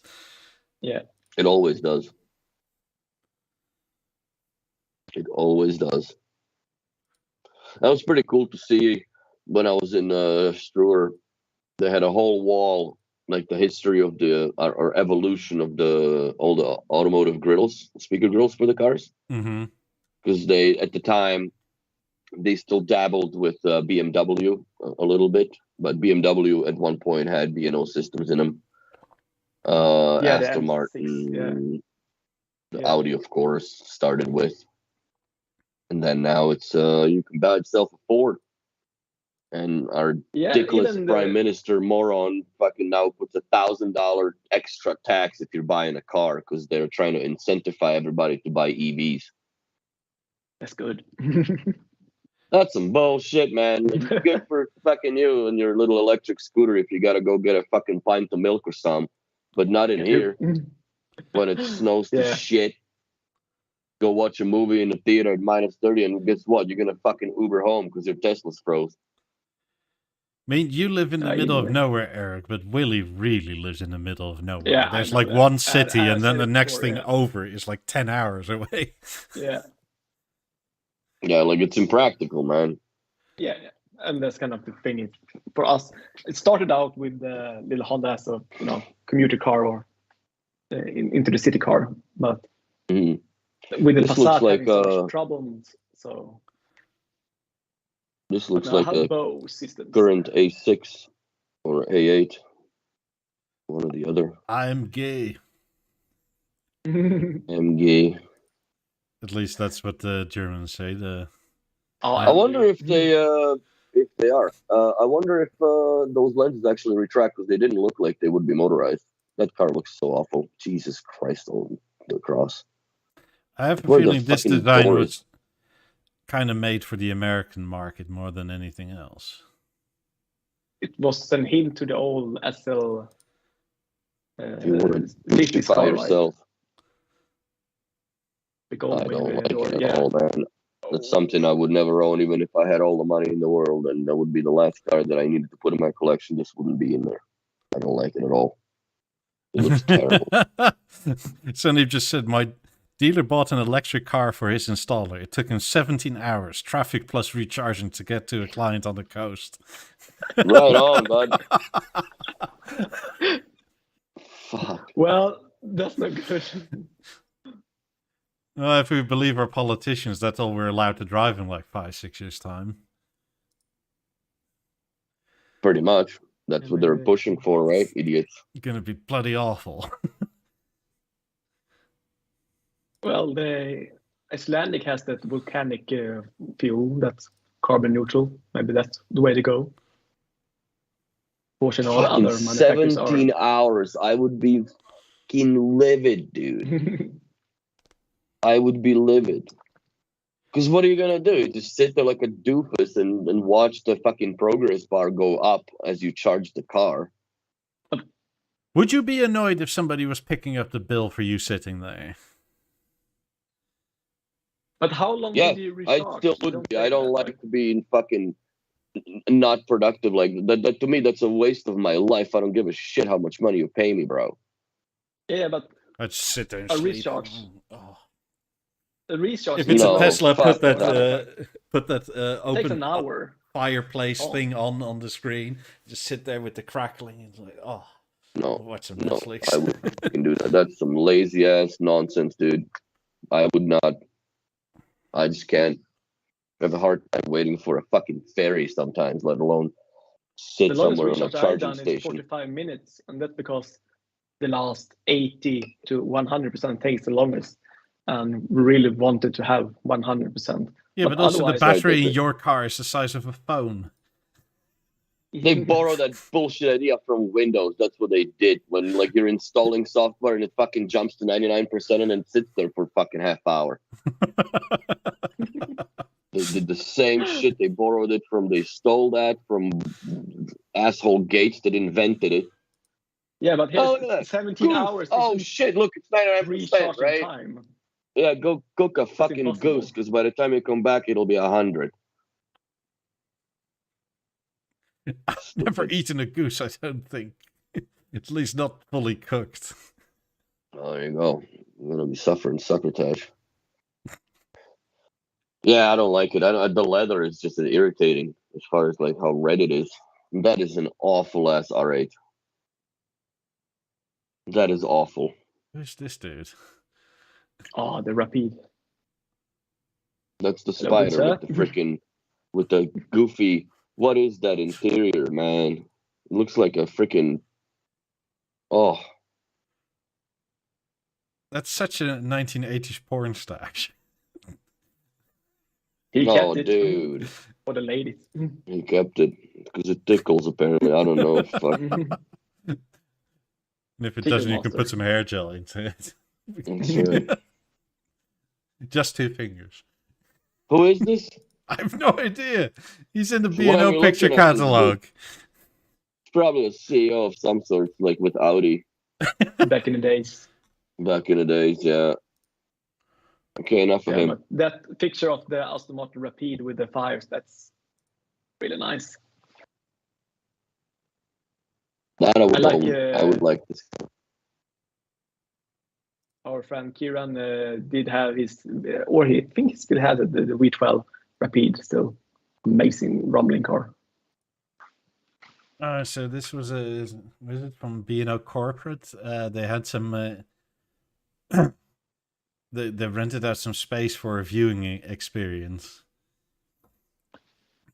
But in case you didn't know, this is the BV4 103, and this is not something you just wheel into a house. What is? Yeah, the what it is. BV4 103 is not something you just wheel into a house. You you get a fucking crane. Yeah. You wish you could wheel it into the house, but that usually It's a doesn't happen. Swedish truck. Whoever buys it, it's like on 24th floor somewhere. There you go. Yeah. That It's is a an Scania truck. insane installation, dude. Like, holy fuck, man. Imagine that. But you remember the 80-inch, or what's it called, the B Vision 4, that looks like a B Vision 9 at the museum. was trying to do. It's like imagine what your neighbors thinking. What the fuck did he buy? You know what I mean? When there's a no, goddamn fucking road closure, you can't get in the parkade because your dude's neighbor bought himself a fucking 103-inch TV. You're crackling so much, and I don't know why. Yeah. I don't know either. I'm hardwired. There's your portals quality. There you go. Or switch them so it really is. It is the portals. That's what's happening. Is it still crackling? It just goes on and off sometimes. Yeah, I hear the same thing on my end. I don't know what the hell is going on. And apparently, there's no updates for it, so that's what happens. That's insane, dude. Why do you have a TV so high up? And they put it on freaking. Do you stand up to watch the TV or? They're in France, so who knows what they're up to? Standing up and smoking. Mon Dieu. Oh wow, that's an old school system. Some nice install, unless the BeoCenter 2 isn't plugged in. I think there's some hotel somewhere. Yeah, it looks like it. Yeah. I still visit it with this many 4,000s on the walls. Mm-hmm. Same as they have the hotel in Struer, yeah. It's kind of linked up. Let's see. I like it. Are there more pictures? The Avalon Hotel, Sweden. It's probably Avalon Hotel. Avalon. Avalon. I don't think that BeoCenter 2 is plugged in, dude. You're going too fucking fast for these pictures, dude. Yeah, well, some of them are boring. Where is that? Denmark? Sweden, apparently. Has to be with a weird couch like this. I mean... Eric, look at your freaking coffee table there. Yeah. It's like kind of spider web. Yeah, yeah. That TV looks like it's plugged in. What are these eggshell chairs called? And are they comfy? Awful. They're called the egg. They're super comfortable on the Jakobsen design. And the coolest thing is that the Radisson Blue Hotel, the Copenhagen hotel. Oh, they're one of those impossible letters there. The AE egg is dead. Egg. Egget or egg. I always wanted that chair. I wanted a chair in a room with a set of lap 3s. They're amazing because the kind of the headrest to it, and also the kind of open, get a really good sensational feel to it. It's just a master chair. It's so holy shit, Christian! What letters do you press on the keyboard to get this weird ass freaking letter? You don't have it on your own. Control Alt AE. I don't know. Yeah, Alt F4.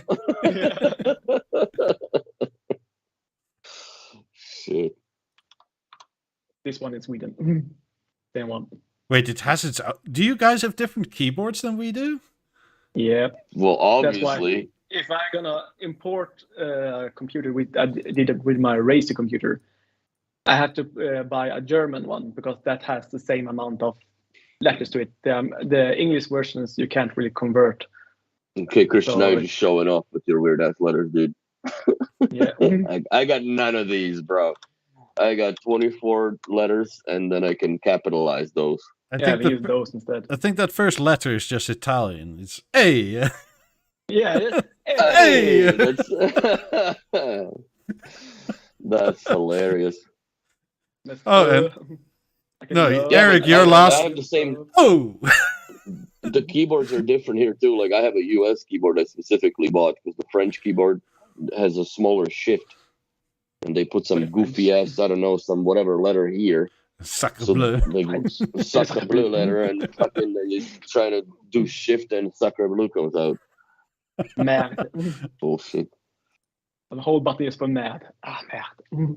This is probably one of the sexiest monitors that they've made as a TV. The BeoCenter 6.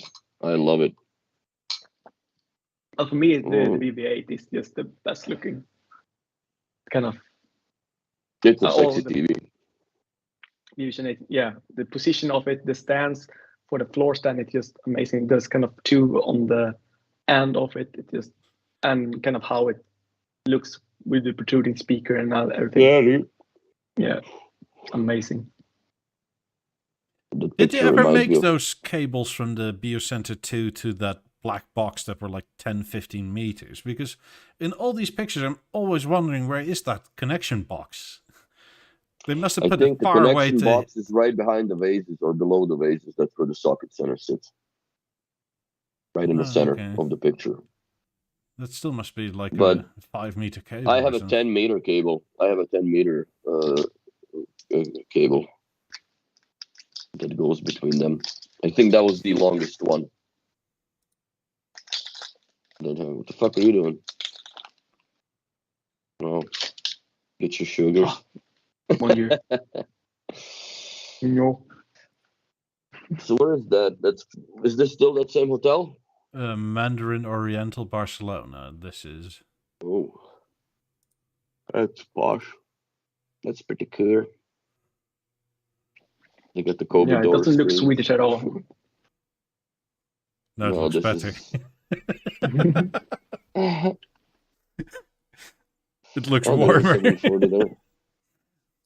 That's pretty slick how they did that. Yeah. That the TV basically disappears inside. But I'm surprised that so few kind of high-end hotels doesn't use Bang Olufsen more often. And even, luxury customers that has these kind of mega homes in US and all that, they don't use Bang Olufsen. They use regular I- Samsung screens. Or I get something it like that. now, but if you were to build a high-end hotel right now, right? Like, Yeah. what would you give your customers? Because you want to give them more than any other hotel, but are you going to put 18s in that? I doubt it. That's quite expensive because the 3s were nowhere near 18 prices. And they sounded better But for what maybe, they were, how small. Yeah. I mean, there's nothing Balance or small something? to and like that you can Balance? put anywhere that does. Sure, but how do you connect that to a TV? Well, in the future, it will be possible, they say. Yeah, but that's kind of a problem, right? Because if you Yeah. like, you don't build a luxury hotel overnight, and the plans lay there for, I don't know, a good 5 years usually. Yeah. And it's not something you just switch up last moment. But Mm. still, back in the day, I kind of where I'm thinking, oh,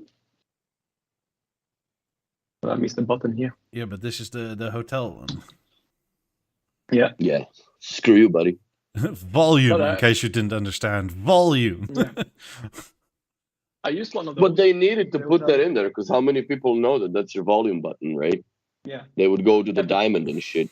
Yeah, the plebs has to know how to, When my sister and her loaned our apartment, I made a specific instruction manual to use this because, regular people don't know to use this.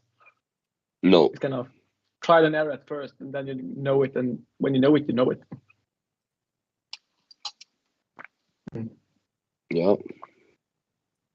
Because it has so many functions, but not the hotel one, but the regular one has more. Back in the day, when you could go interneting on your TV and it was slow as fuck, obviously.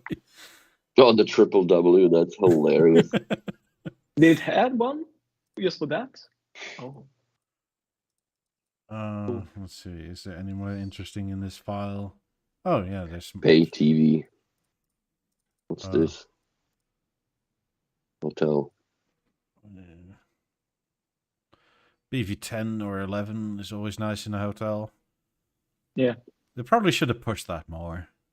But then do you give a hotel a deal if they say, give us 100 of these TVs? Because I have a feeling course B&O you do. would be... Well, we would say yes. They need the money, yes, but they don't But need the money B&O first. may be like, Nope. well, that's just 100 times the normal price. Yeah. No, they had a special department here. I don't know if that's still in existence that dealt with specifically hotel builds. Mm-hmm. And Yes, so. they would also, because they would put their goofy ass Oh, firmware that would be compatible with like the hotel shit, right? And then it would show it and display it. I actually have a BV8 32-inch TV that I was given basically from one of these centers here in Calgary years ago. And yeah, it had all kinds of shit, and on the bottom there was drilled in little, whatever ports that they used and things that I stripped out of it. But yeah, that was an entire board that they would slide into the back of the TV that would be interface module with the hotel's whatever interface was. There's, or at least was, plenty of hotels in Stockholm and south of Sweden and also Denmark that had a bunch of Bang & Olufsen. I remember even old to kind of recently the Beovision 12 era, not more modern than that. I guess not, but yeah, still, and it still works. I mean, it's just still timeless, good looking, works. You don't need more function to it. No, oh, absolutely not. I wonder if, since when this was released, right? I have a feeling the gap in the hotel world has expanded a bit between what is normal luxury and high end. Like the high end has been pushed way further high end, and I wonder if there's just not the same sort of love for it, because if you go to the like high end rooms in Las Vegas and that sort of stuff, it would almost look out of place. But here you see it is very much a Scandinavian kind of touch to it. Yeah. Jesus Christ, that table plank must be strong as fuck, man, to hold that 32-inch TV on it. Because they're just the... Wow. How much did it weigh with that foot? Because it's almost like... This probably would be ballparking 50 kilos, I would say. Yeah, 40, 50 kilos. Yeah. Because that foot platter and the TV... That doesn't change from the 46 to 40 to 32, other than the post was different. Can we transcript him so we know what he said? Yeah, I don't know what's wrong with these headphones, man. Like, there should be no rhyme and reason for this to be happening. We're talking Slovakian or No, it's not so bad now. That's fucked up. No, but yeah, that sure is one kind of strong. What do you call it? That's gonna be a strong table, man. Yeah. However they anchored it. The BeoPlay V1 TVs weigh 18 to 20 something kilos, and they didn't have the foot motor stand to it. And this had a big aluminium chassis to it. They had the grill for the speakers and all that. It was way more. Wouldn't it almost be more sensible for B&O to now, like if they want to do hotels and stuff, start pushing the stage like crazy? Yep. But I think the problem with the stage is that they'd have to modify it, right? Because you'd have to have the goofy ass interface module between the hotel's shit and whatever. I think that if they were to do the stage, then it would be just a dumbass sound bar underneath the TV, and the TV would have to have all the brain to it, I guess. As long as you push another 1,000 out the door, that's fine, isn't it? Yeah. Or some kind of software where it's very easy for a hotel customer or visitor that your phone connects it to it so you can play your music or whatever. They can use it as a music system. Just it easy, so you don't have to do the whole install. Yeah. That kind of product, I think, would fit the hotel's branch the best. I don't like how they put those lap 3s. That's so stupid. They should have done them upside down. Freeze? Fours. Madonna. Let's say 3s. Yeah. Willie wants droopy boobies. It should be the other way, because then the tweeter's not pointing into the fucking ceiling, man. Yeah, I agree. That's so dumb. You walk by every day. Yeah. Give her a little grab. The best one is those red ones that points from the wall, just from the where you can point them. Is that the file, like the old B&O material stuff? Yeah. Okay. And they... Yeah, I never downloaded the Media Center fully. Oh, there's so much This of is this pretty stuff. cool. I know. There's a lot of repeats too. Yeah, because They're different everything is one resolutions. enormous quality and then normal quality. It goes between pictures that are like 5 megabit or megabyte, and then some are that are 25 to 50. Yeah. Yeah, it's not fun. Yeah, compression had from like 2006 to 2012. I mean, you can nearly read what's on the bloody CDs. That's how far you can zoom in. Yeah.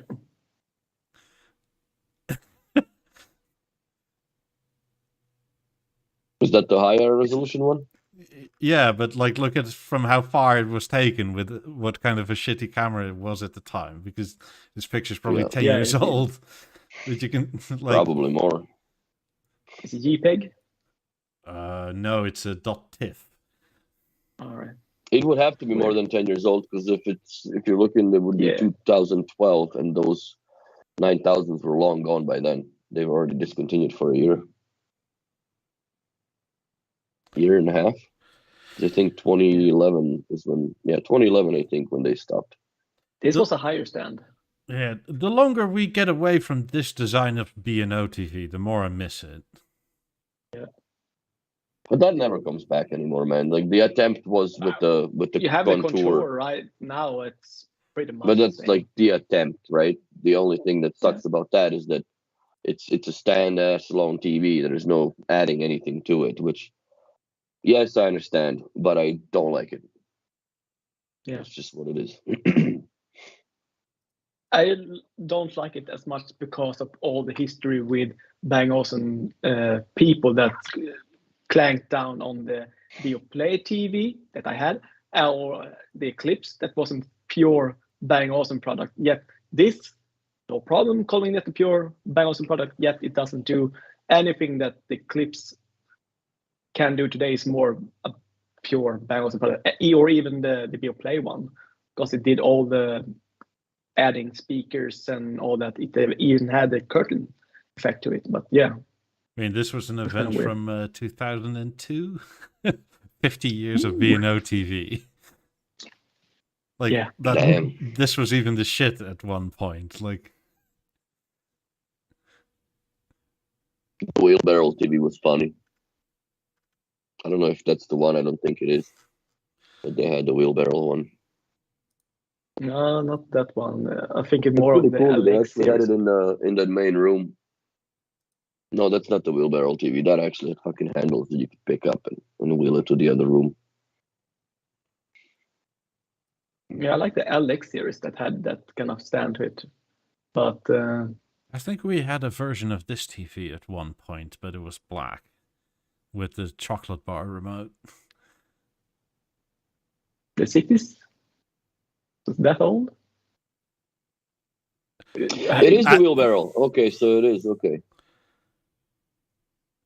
That was the wheelbarrow. Would it have been a newer TV, don't you think, Michael? I don't know. I'm talking about mid-90s, and in the mid-90s it was already an old TV. Like, this was a second room TV. This was not the main room. All right, yeah. Because in the main room was the big TV, which was an Avant 28. which was like huge at the time. It's like and my dad went and bought a JVC, I think it was. Yeah, we did. JVC TV that was a 35-inch CRT. That thing was so fucking heavy. Yeah, my sister had a 14-inch screen in her room that also worked as a kind of caravan. And also that my parents had a 28. Yeah. Look at that NMAX series there in red. It could have been this BeoVision 8800. Yeah, more that design, I think, because that's the very 80s and 70s. The other one is just even 60s, I think. The compensate white one. I'm pretty sure I destroyed it potentially at the time. How would you do that? I was playing around with water. That would be the only way to do it, because you can't crack the fucking screen. There is no way you can chip it even. Nuclear proof, but not waterproof. Yeah, dude. mean, I was thinking about this because I was watching Formula One on my panel here, and this is 27 inches, and I was thinking, like, Jesus, back in the day, I sat like further away and thought it was a large screen. I mean, I wasn't even sitting here; I was sitting in this black chair, and already was like, "Damn, that's small." That's and then it's big. like, but in my lifetime, that was large. It was the biggest you could get at some point. It's insane. Absolutely insane. Yeah, this Avant is still one of the best TVs they ever came up with. Yeah. Like I But love still like the one next to it, the 25-inch, or was it? Yeah, the 25. Yeah, inch, that was a bit more designer. In terms of looks, I like this simple squareness a lot more. Hmm. Also, the I mean, this is the Avant 28, isn't it? Yeah, I think so. Because the other looks more Avant sleeker. had this thing on the other side, if I'm not mistaken. Yeah, on the right side, yeah. And that's where the DVD player was. Yeah. And you could like open it from the top and It also had a VHS player, right? Yeah, the 9000 was a big deal TV. Yeah. Was it the 28 had a VHS player and our 32 had a DVD The real player flat only? one, yeah. The real flat screen came with a... And then David Lewis got pissed off because he had to bend down to shove it into the bottom where the screen was, so that's why they placed it on the top of the Avant. Yeah, which is this kind of Makes total sense. That kind of design. Yeah. Why should you have, Yeah, this is my era now. This is where I fell in love with B&O all over again when the shop opened in Canada or in Calgary, and that was the system I fucking heard the first time, but only the lab ones. That was sick. I love this look of B&O so much. It's so just B&O. It's so B&O. You cannot deny, like, that's unmistakable. Like, when you're looking at this, it's unmistakable. When they went for flat screens, then the price for BeoVision went just crazy. Before, the CRT screens was kind of affordable-ish. But then with these, I would disagree, because if you look at how much the flat screen technology still costs nowadays, like if you wanted to get an 88-inch, the most of the cost is the fucking panel, not the B&O on the bottom of it. And it's the same thing like I remember when the first plasma came out, it was a JVC or whatever, and it was like fucking $20-something thousand, man. It was stupid. Yeah. And people still fucking bought it, man, because like somebody's gonna push the tech ahead, and people had money to blow. And back in 2004, double that. Yeah, but were immensely expensive. Yet they didn't last. But the difference in the picture was substantial for back in the day. Like if you were to compare a B&O panel to any other TV, B&O would always kick its ass.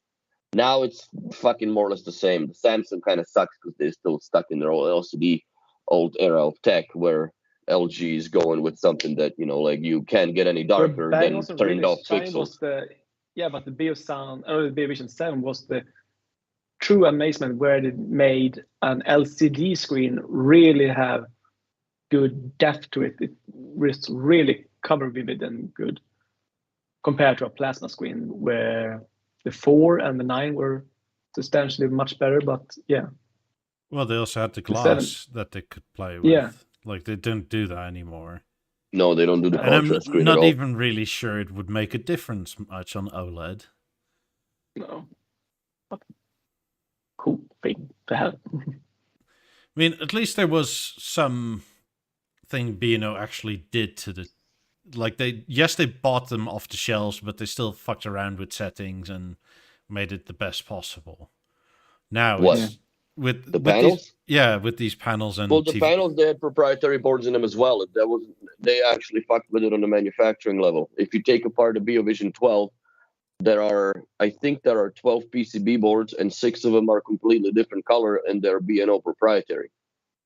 So just like in the BeoVision 4s, they had their own boards because there was a specific board that the camera from the top bezel was fed into to tell the fucking screen what to do through the Beo system 3, I guess, at the time, or Yeah. 4.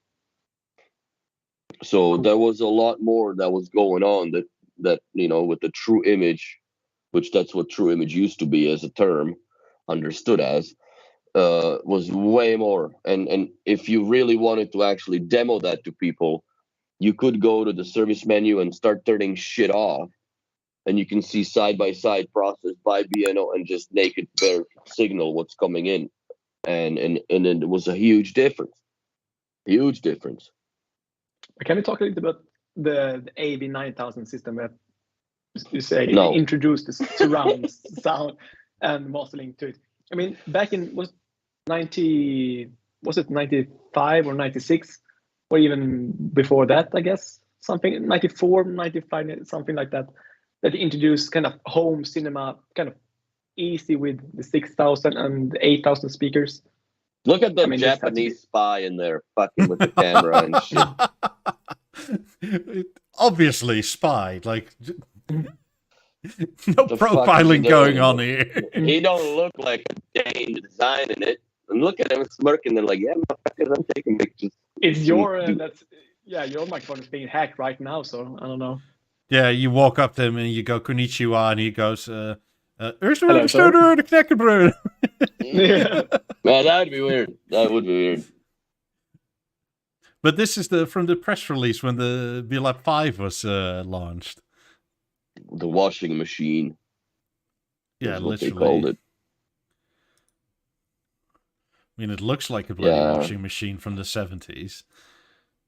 Yeah. Yeah, that was funny.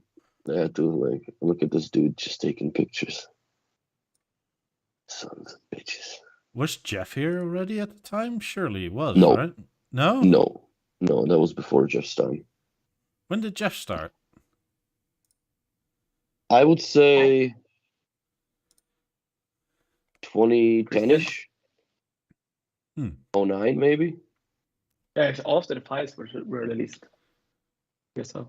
Maybe Christian can confirm. Yeah, Christian, if you know, when did Jeff start? But I honestly think it was not earlier than 2010.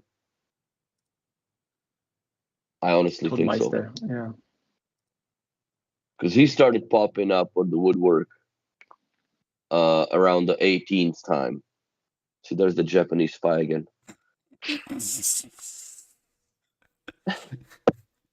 And they're showing him fucking everything. See? He's on the right-hand side. That probably reminds me of one of the cities in Japan. That little wave that they're showing their mushroom cloud. Lord. Been hacked again. But sorry, Eric, you were going on about the AV9000. What about it? It was so cool that they used the kind of regular speakers that they really have for other purpose used for most music. And at that time, to use most of the kind of simple system for a home cinema system with that point was kind of revolutionary. I mean, most TVs have to do a whole kind of special edition to have a home cinema back in the day.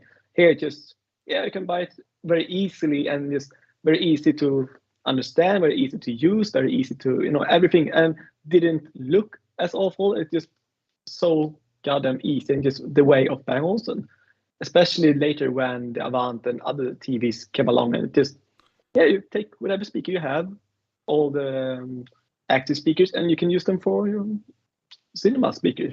I'm kind of amazed that all of the other sort of AVR brands have never branched out into negotiating a deal with a Bowers and Wilkins, a Name, or whomever else makes speakers to make that into an integrated solution.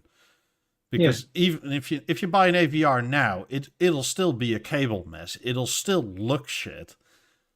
And B&O has made it look good for 30-ish years now. But I think it's still at this point that many manufacturers do this. But back in the day when I bought a Sony or LD TV, they made a whole kind of 5.1 surround system that you bought from the same brand, like LG or Sony or something, that would match the TV. So it actually would work with the same remote. But still, the sound it produced and the design of it, I mean, it just was a nightmare compared to Bang Olufsen did. But it was so far behind the technology back in the day, and this was maybe almost 20 years later. Yeah, That LED and this did that. I think we sometimes forget, especially how far B&O has pushed everything before anybody else did anything remotely close. Yeah. One single remote, I mean, one to rule them all. And speakers, you can just, I want these speakers, connect them, and I want everything just work together in kind of family mesh. I even think that you can take older products, especially with the Master Link era, that most products were so easy, even though they were much older to use them. So it was easy to use active speakers, Class D amps. Yeah, the ice power. It's crazy. Revolutionary. Yeah. The insane part it is that top plate is not really a cooling sink as a function per se. It's just there to protect the actual parts. Yeah. Because the thing doesn't heat up at all. Yeah, it doesn't heat up much at all. 92% efficiency. These kind of amps, efficiency to a class A and B, which produce so much. They only do 40. Energy. I think the most efficient class A is about 42% efficiency. The rest is heat loss. So this is almost a double. Yeah. So if you don't use the power in kind of the volume, the power is just kind of used otherwise. So it's not. I mean, it's just. I'm gonna restart these headphones. Yeah. And it's such a mess of. If somebody wants to know where to solder. Yeah, there you go. Little part. This is Steve when he was younger. Wonder what they're hacking into. Like, what is he doing? And he's soldering control module for, I think, the amps, because this is the folder that just says ice power. Okay. I think it's more or less like, here, Lars, just solder some shit on some nonsensical conductors, make it look like you're doing some. Make it look like you're inventing shit. But isn't ice power collaboration as well? Now it is. No, I think the ice power was I think it was a completely separate. Either they started as a B&O project and it became its separate company, or it's been a separate company from the beginning. I don't remember the history of ice powers, but I know that it was a B&O tech that they just and I don't think that they have done other products. I don't know. Yes. Or works with others. Yeah. So cool. The interior chassis of a BeoLab 2. Yeah. So if some of these fuses blow, now you know where to look. If you dare. Cover your shame. I don't remember how you get that thing out. They don't generally break anyway. No, this is one of the most solid amps that I've seen. I've never had an issue with the Lab 2. They're hard to break even when you kick them. But yeah, you got to take the speaker driver out in order to get inside this thing.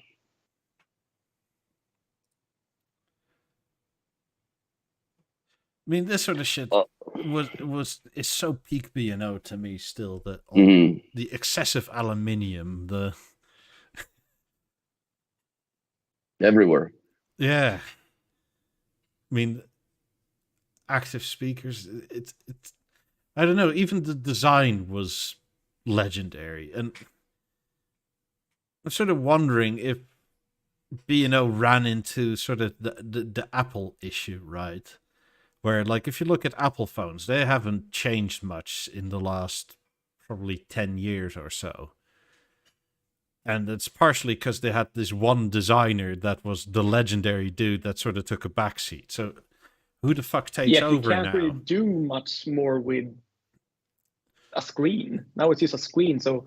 Yeah, but the same could be said kind of for speakers, right? Plus, Yeah. if you, as a company, have two legendary designers following up, like But he quit, right? yeah, it's gonna be a hell of a job for the person that comes after that to like sort of be on the level. Yeah, in that sense, I think Bang Olufsen did the right thing not to do one single person that did everything again. They used a couple of different persons. Yeah, but they sort of did because David Lewis had the most influence, and he was, at the end of the day, he was the final word. Yeah. Even though some of his design, like the A8 headphones weren't his. The his kind of design. when Jakob Jensen taught, and they had some different designers in that kind of 80s era. I mean, the Pentas wasn't designed by either. I think it was some other dude. Some forgotten name. Third, the Michael Collins kind of type of guy. There was a couple of them. There Went was to a space, couple but of then went them. to the moon. But like Thorsten Valur, his first project was a BeoCom 2, right? And that went under David Lewis's name. But it was Thorsten Valur that did it. Oh, nice. Right. Full circle, this fucking Bowers and Wilkins again. There we go. Eric's But favorite I like setup. I And like B&O it. speakers. Is that your secret room? So what do? They shame the Lab 1s because they have no bass comparatively to these big speakers? But these What big else? speakers aren't that bassy either. No? No. I mean, they have more bass than the ones, but it's not like 50s or 90s versus ones. Of course. And these are the small ones. These are the 8-inch, I think, and there are the 10-inch ones also. Oh, but they're doing an amplifier test more or less because there's a whole bunch of ice power modules on there. Yeah. So I wonder if so, it's maybe. just that they're just listening to what these amps actually sound like in different speakers. Guess so. I don't know. I don't know how that is a fair comparison because Lab 1s are tuned for what they are, right? Or I mean, they're tuned for what they sound like. So they basically sounded, I guess you could call it a 0, the reference point to all the B&O speakers, right? Mm-hmm. Where these Bowers and Wilkins, like, how do they sound comparatively? Because they're not zeroed, right? They're not tuned with the amps. Yeah, or but maybe you that's can why the soundboard in the back is for to adjust the shit. The potentiometers. Yeah. But many music recorders and all that often use this kind of Bowers and Wilkins speakers because of their, I don't know, neutral or whatever. So no, they have the guess BBC. they have the BBC reference curve, where there is a slight Maybe dip not, in a certain bit of the bass range, which this stems back to like World War II, where BBC had a reference range for sound and microphones and that sort of thing, and that was kind of the like, if you want to Kept make on. broadcasting sound good, you use the BBC standard because it was the standard for the world. Also with BBC Alright. World and World Service and that sort of thing. Like, yeah. and that's carried on forever. And Bowers and Wilkins sort of played along with that and made the reference speakers for the BBC recording studios, etc. I must say, I'm not the biggest fan of that reference curve, because in modern music now, you clearly hear the difference between these types of speakers or the 50s, let's say, or 90s. Oh, yes. Like there's clearly a dip where there is music, and it just Interesting. I mean, I like the design of it. I don't hate it, but if I have to be fair, this room is much more suited to the ones than it is to the Bowers and Wilkins speakers.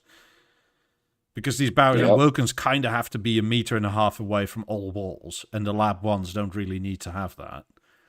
It's kind of an unfair test in this scenario. Yeah. But that's also immediately the problem in my mind with Bowers and Wilkins or similar brand, not specifically Bowers and Wilkins. The fact that it has to be that far away from walls. But Bowers and Wilkins is kind of close to the Bang Olufsen because they have this kind of more unique design kind of than other brands. Still kind of in the same price range. Also very old company. old company, and often pictured in kind of modern design, classic homes. This kind of speaker that fits into that kind of lifestyle or homes, I would say, to display. So it is different than a standard wood often box, yeah. Yeah, often in the movies and all that, you see these kind of in the background, as with 5s and 50s and 90s or whatever. Yeah, I almost wonder if that's marketing budget. might What? be. Because nowadays you pay a movie or whatever to have your stuff in it. Or if you're filming at one location that already has this kind of stuff in. Yeah, but even so, like, Yeah. when the movies found out that, I think it started off with shit like James Bond, like 20 years ago, that you could ask Heineken for money because James Bond had a Heineken instead of a martini or whatever. And Heineken would actually pay you millions for that.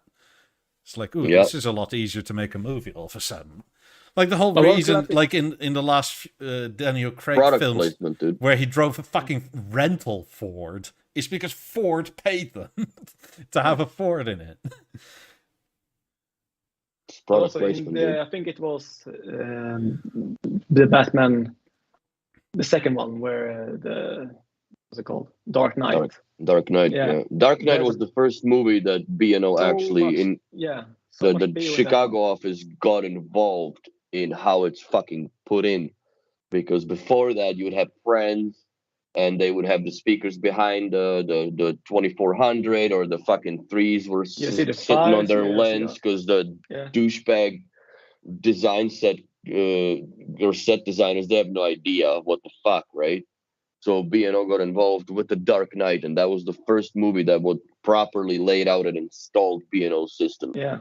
In Modern Family, that TV comedy show that shot like The Office sort of Yeah. thing, the old dude has BLAB 3s, but set designers have no idea, so they have him on the tweeters upside down, standing in a It's bookshelf. not it's Cameron and what's it called, Mitchell, that the gay couple that had them in their home. No, it was With the the- old dude.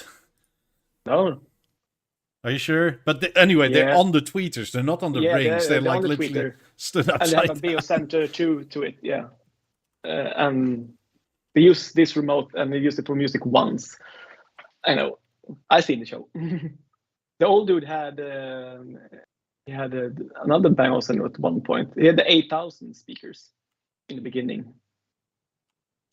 I know that. I know this stuff. But yeah, in that's Miranda, that's in the Sex and that's the the. City, Miranda had the 6,000 and 8,000 speakers when she moved to New York. But a lot of people have no idea, right? It's just us that are nerding about Yeah. this, or people that own the stuff. They're looking like, wait a second, what? How? Why is it put like that? But most of the people that just flies over top of their head never know Yeah. better, never know worse. But this is kind of the first thing, especially for me, when I nerd down in something, in the cars or music or something. That's certain. At one point, you see them everywhere. You just see, oh, there is speakers. Oh no, there's a Bang Olufsen product. Attention to detail matters. Just look at Alicia Keys' home. Yeah. When we nerds can say, not less white. Like, what the fuck Wow. went wrong there, people? Everything. Like, it Unfortunately. would have been fine if it was a set, but since it's somebody's home and they actually paid for it, it's like, what the fuck? Yeah, that's how they live. And I don't know, like, and especially as a musician, like, wouldn't you know that the speakers ain't towed in? Had to be on purpose. But yeah. Yeah. It's Are one we of close those to calling it, by the way? Yeah. Don't call me again, B&O. I wasn't the one that fucked that up. I would have spotted that. I would have spotted that on the small camera screen before I would even make it to the before I would even download the images to the computer. Yeah, I saw it on your Instagram on my phone. Like, that's not right. Yeah. For What the sakes. fuck? Anyway, thank you all so much for watching. Hope you leave a like and subscribe, and yeah, check our stuff out down below. Find Prestige creators, Get yourself a remote cradle. yeah, because they're nice. I'm gonna get Yeah, myself they one. actually are great. Yeah. MSRP is £145, but apparently Anders has a 10% discount code. So blow up his phone again, guys, and State as a discount Go code. from I there. don't even have a discount code.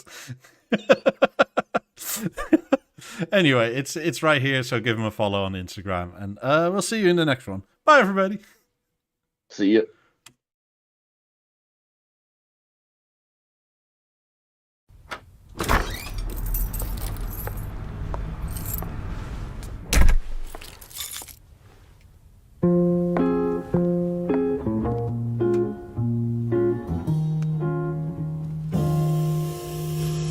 You know, when this long night will fade away, and we go back to our old ways, two perfect strangers in the skies. When the sound is going to stretch, it sounds on the road, turn us again with his shrill call. Into perfect strangers in disguise. But until then